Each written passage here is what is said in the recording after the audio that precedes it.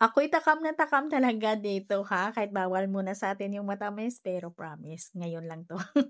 Patikim muna kahit konti lang kasi ang sarap, eh. Ito yung ating video ngayon mga madali lang naman itong gawin kaya simulan na natin. So dito gawa na tayo ng dough pastry. So dito sa ating suspan, maglagay tayo ng half cup na tubig at gagamitin ko dito yung refrigerated margarine lang. Kukuha lang ako dito ng 100 grams or kalahati lang ng bar ng ating refrigerated margarine. Half cup ng evaporated milk, 1 tablespoon ng puti na asukal at 1/4 teaspoon na asin. And then haluin lang natin para matunaw yung ating refrigerated margarine. At pag ito'y kumulo na ipatayin ko muna yung apoy ng ating kalan. At dito na ako maglagay ng 1 cup ng bread flour or yung first class flour. At haluin ko muna ito para ma-absorb ng ating harina yung tinunaw natin na refrigerated margarine at yung evaporated milk. At pagkatapos ay sindihan ko na ulit yung ating kalan ng mahina lang talaga.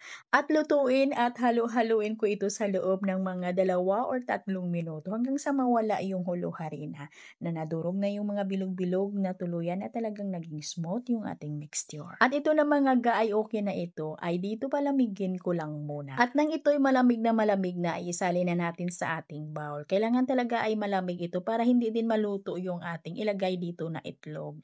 At kailangan lang natin dito ng 4 na piraso ng large na itlog. Batihin lang natin ito para mas madali yung paghalo natin at ang paglagay natin dito ng ating itlog ay paisa-isa lang. Pwedeng gumamit ng spatula or yung wire west sa paghalo natin dito basta makuha natin yung ganito kakinis na yung consistency ng ating mixture. Na yung halong-halo talaga yung ating itlog dito sa ating mixture. Ito mga ay okay na. Salin lang natin ito sa ating mga plastic piping bag. At yung ating tray ay sinapinan ko lang ho yan ng non-stick parchment paper. At pagkatapos natin itong ipipe ng pahaba ay pwede na natin itong isalang agad. At sa unang salang ko dito ay medyo mataas yung init ng aking oven, nasa 200 degrees Celsius sa loob po ng 20 minutes para maganda yung alsa ng ating eclair. At pagkalipas ng 20 minutes sa 200 degrees Celsius ng init ng ating oven ay binabaan ko yung temperature ng oven ko kasi hindi pa siya totaling golden brown. Bali babagsak pa yan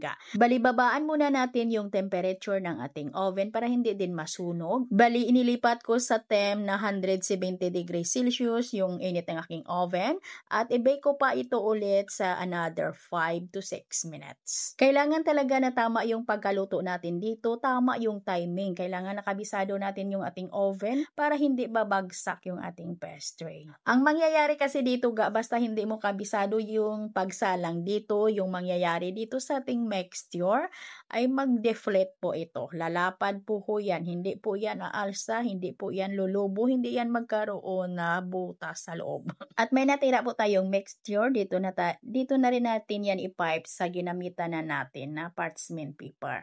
Yung ginamit ko dito ay yung non-stick parchment paper ay mabibili lang ho yan natin sa Mr. DIY. So dito nagawan muna natin ito ng ating cream.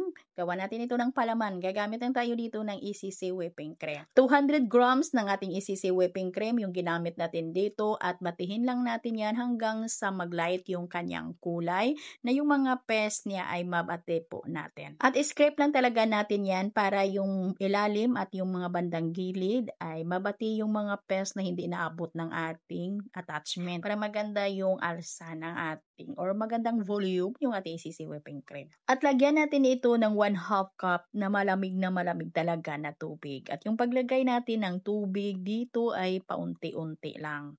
Pag naubos nating nailagay lahat yung ating tubig, ay batihin lang natin yan ng mga ilan lang na minuto hanggang sa mag-alsa, mag-volume yung alsa na maging stable na yung ating ECC whipping cream. Pero bago natin batihin yan na para mag-volume talaga yung alsa ng ating ECC whipping cream, ay lagyan ko muna ito ng mga 1/4 cup na powdered milk.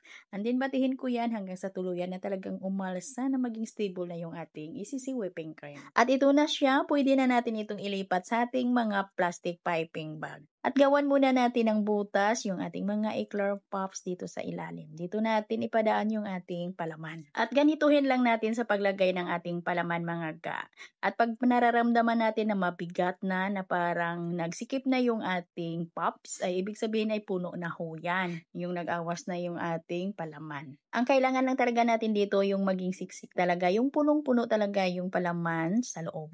So, gawa natin yan ng glaze para mas lalong sumarap at maganda tingnan. Gagamit tayo dito ng chocolate compound. At gagamit lang ako dito ng mga 250 grams at hiwain ko lang muna ito sa mga maninipis para madali lang pong tunawin. At lagyan ko ito ng 1 tablespoon na mantika. At double boiler method po tayo dito sa pagtunaw ng ating chocolate. Pag kumulo na yung ating tubig, saka natin ito ipatong. At hintayin lang natin na ito'y mag-umpisa ng matunaw. Pag nag-start na po siyang matunaw, ay saka na po natin umpisahan din sa paghalo. Pero habang hindi iyan tuluyang tunaw na tunaw yung ating chocolate, ay hanguin ko yan, kunin ko yan dito sa ating kalan. Dito ko na ipagpatuloy sa paghalo, sa pagtunaw, dito na sa ating misa. Pero nanatili pa siyang nakapatong sa ating mainit na tubig. So dito dinagdagan ko ng 1 tablespoon na mantika kasi medyo nakapalan ako na medyo malapot lang talaga. At para mas lalo itong gumanda tingnan, ay lagyan pa natin ito ng another topping sa ibabaw. Dito meron ako mga natira na white chocolate at saka yung matcha baking bar. Ay tinunaw ko lang ho yan sa mainit natin na tubig. Ay ito lang yung mga ginagawa ko sa mga natira ko na mga chocolate, na mga melted. Ay nilubog ko lang sa mainit na tubig para matunaw ulit. Ito mga hindi pa masyadong tuluyan nagsita, hindi pa nag-dry yung ating mga chocolates. Pero excited na tayong matikman. Ayan, hiniwa na. Mas masarap ito pag malamig i-serve.